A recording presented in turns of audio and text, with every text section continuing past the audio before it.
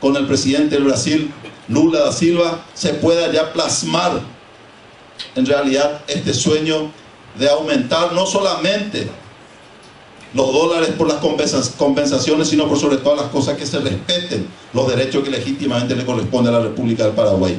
Por eso, nada más quería decirle a ustedes que en este bloque paraguayo, los 18 integrantes que estamos representando a la República del Paraguay, tenemos una sola bandera, una sola camiseta, que es la tricolor. Y por eso creo que hoy se nos respeta en ese bloque, hoy se nos escucha en ese bloque, y estoy seguro de que mañana Itaipú y posteriormente Yacyretá van a ser reivindicadas como realmente se merece, como corresponde para la República del Paraguay y todos los habitantes de este país. Por eso reitero mi agradecimiento por esta invitación y quiero dejarlo ya al ingeniero Ricardo Canese para que él pueda explicar sobre todo los 6 puntos que ha defendido la delegación paraguaya y por sobre todo el equipo que ha sido designado por el gobierno nacional ante su par del gobierno brasileño para tratar de sentar postura al respecto. Ricardo, yo creo que estos hermanos nuestros están ansiosos de escuchar lo que realmente se está haciendo, en qué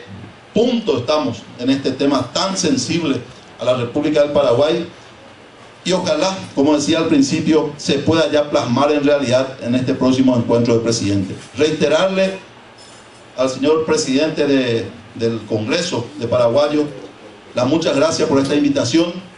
Hoy hemos estado visitando una escuela donde nos enteramos de una experiencia muy importante. Ojalá que esto pueda repetirse en otros lugares, no solamente aquí en los Estados Unidos, sino en otros países donde están hermanos nuestros.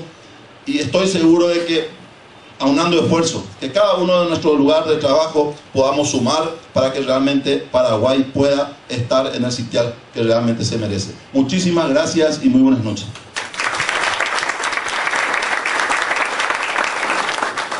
Un pedido para los presentes, por favor, si pueden apagar sus celulares o poner bien bajito para no tener una interferencia. Y vamos a esperar de usted, ingeniero, una exposición de aproximadamente 15 a 20 minutos, de modo a permitir a que la audiencia también pueda formular sus cuestionamientos. Gracias.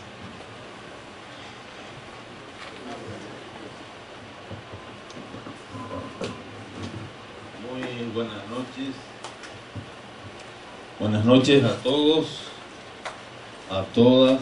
Para mí es una enorme satisfacción estar acá con la comunidad paraguaya acá de Nueva York y poder compartir un poquitito todo aquello que en este momento nos está preocupando, todas aquellas expectativas con las cuales ustedes fueron partícipes y colaboraron muchísimo para que avancemos en este tema tan importante como el de Itaipú. Voy a entrar ya directamente en grano, así agradeciéndole nuevamente la invitación. Estamos acá con varios integrantes del Parlasur, como Roberto Campo, Mita Palacios, ¿no es cierto?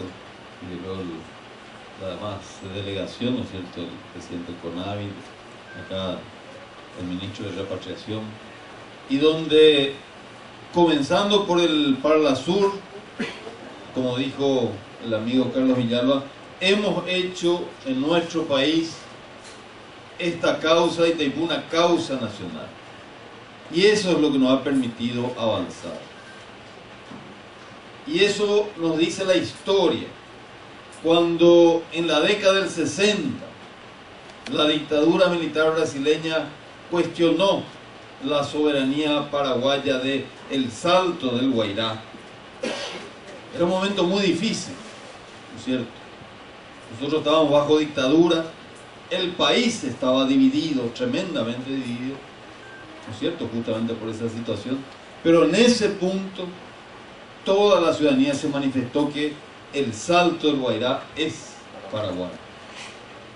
Y fíjense, El Salto del Guairá, yo les suelo decir, ¿por qué era importante? Porque una generación hidroeléctrica depende de 2 factores: del caudal, la cantidad de agua que tiene un río, y de la diferencia de altura. Entonces, al cuestionar la dictadura militar brasileña El Salto del Guairá, estaba cuestionando nuestra soberanía hidroeléctrica en sí misma. Y no era que cuestionó nomás, ocupó militarmente la zona del Salto del Guairá. Ocupó militarmente. Hicieron proyectos para hacer, claro, ya no hay Itaipú, pero hacer una central hidroeléctrica en territorio brasileño, dejándonos ahí sí, ya sin ninguna soberanía. ¿Y por qué el Paraguay pudo mantener la soberanía? Porque estuvimos unidos, como digo, en un momento inclusive difícil, más difícil que el que tenemos ahora. De ahí surge el acta de Foz de Iguazú del 22 de junio de 1966, que reconoce plenamente la soberanía hidroeléctrica paraguaya y dice desde inclusive el Salto del Guairá hasta la desembocadura del río Iguazú en el limítrofe río Paraná. Pero eso fue un éxito de la ciudadanía, de los estudiantes, de los intelectuales, de los políticos. Muchos sufrieron apalamiento y todo ese tipo de cosas, pero en ese punto estuvimos unidos. Después viene el Tratado de Itaipú, donde esta acta de Foz de Iguazú es la base del tratado, ¿cierto? Es la base. Y ya en el tratado se desdibuja un poco lo que estaba en el acta de Foz de Iguazú. No solamente se desdibuja, no se refuerzan los aspectos que hacen a la soberanía, a la libre disponibilidad, al precio justo, todo eso se decía en el acta de Foz de Iguazú, ya se olvida un poco eso. Además, el Tratado de Itaipú comienza a ser aplicado en perjuicio del Paraguay. No se respeta, por ejemplo, que la tarifa tiene que ser igual al costo, y ahí surge una enorme deuda, porque las empresas eléctricas brasileñas no pagaron. Eso no lo digo yo, lo dicen los documentos oficiales de Itaipú. Son documentos oficiales.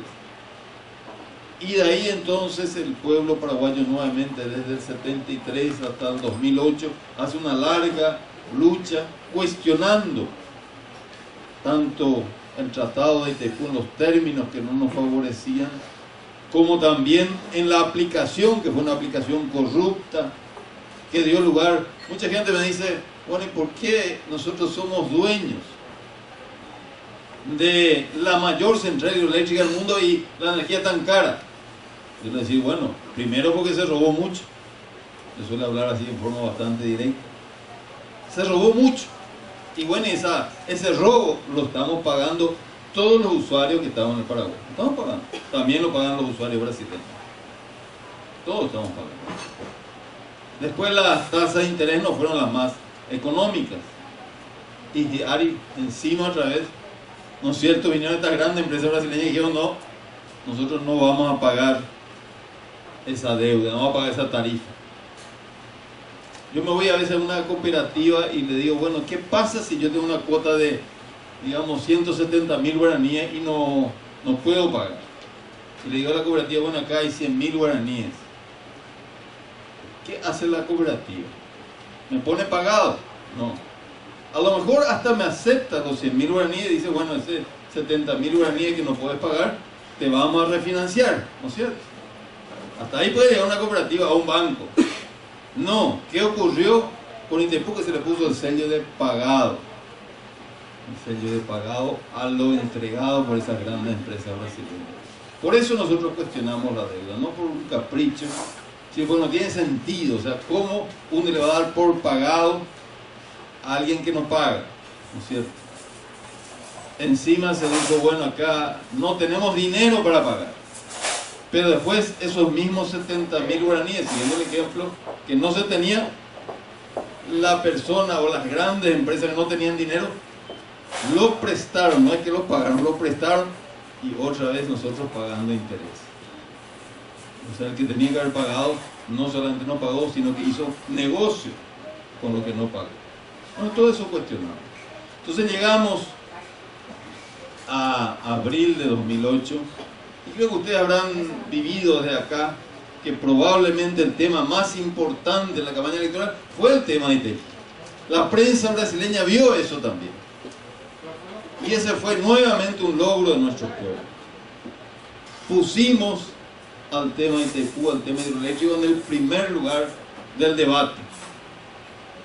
Y allí entonces yo le acompañé al presidente Lugo el 2 de abril del 2008 a Brasilia. Nos recibió Lula. Claro, ya era prácticamente seguro